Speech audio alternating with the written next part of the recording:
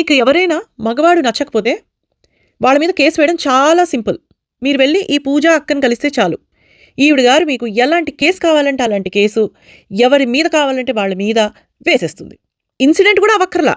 Just మీరు వెళ్ళి చెప్పండి చాలు, ఈ మగాడంటే నాకు అసహ్యమని. ఈవిడ కేసేస్తుంది. అసలు ఈవిడ మాటల్లోనే విందాం ఈవిడేమంటుందో. हमें क्या करना है, कैसे करोगे ये बताओ। 18 प्लस चाहिए आपको या 14 चाहिए? लड़की छोटी ना हो बड़ी? छोटी में तो लंबा है तो उसको दिल्ली में सबको पता, ना कोई जमानत ना कोई 10 साल के लिए अंदर, और 10 साल का बंदा 2 दिन के उनके नाम अंदर जाए 14 से ही काम करा रहे 14 प्लस लड़की से आप टच भी नहीं हो रहे ना बट तो आप अंदर जाओगे। आप तो कोई भगवान भी नहीं रोक सकता उसको। उसके बाद फिर क्या प्रोसेस क्या होगा? ऐसे हम लोग करते बोलेंगे चलो तुम बैठ के पीछे रिंग कर लेते हैं, तो रिकॉर्डिंग कुछ करोगे ना, करेंगे ना अपने फोन से, पुलिस को कैसे लाने पड़ेंगे? तो हम बुलाएंगे ना हमारे విన్నారు కదా, 14 ఏళ్ళ పిల్లలైనా సరే తెచ్చి మరి కేసు వేయిస్తుందిట. పాక్సో కూడా వేయించేస్తుందిట. అంత డిమాండ్ ఉంది ఈవిడికి.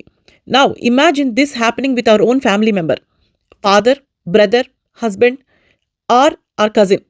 మన ఇంట్లో ఉన్న మగాడికి ఇలాంటి జరిగితే ఏ లా వచ్చి వాళ్ళని ప్రొటెక్ట్ చేస్తుంది చెప్పండి? ఇలాంటివన్నీ ఎక్స్పోజ్ చేయాలి.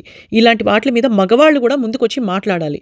ఇలాంటి వాళ్ళని ఎక్స్పోజ్ చేసి అరెస్ట్ చేయించి ఫ్యూచర్లో జరగకుండా చూసుకుంటేనే మీకు కూడా న్యాయం జరుగుతుంది. రెండోది, ఇలాంటి వాళ్లే ఇప్పుడు వచ్చిన యూజీసీకి అజ్ఞకి ఆజ్యం లాంటి వాళ్ళు. అసలు జనరల్ కేటగిరీ మ్యాన్ అంటే నాకు ఇప్పుడు ఎంత పిటి ఉందంటే, మీకు జీరో రక్షణ.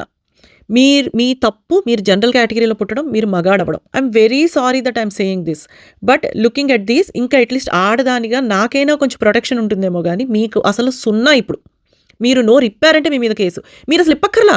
ఇలాంటి వాళ్ళు వచ్చారు అంటే చాలు మీ మీద కేసులే. ఇంకా ఈవిడ ఎలా కావాలంటే అలా మీ మీద కేసు వేసేస్తుంది అనమాట.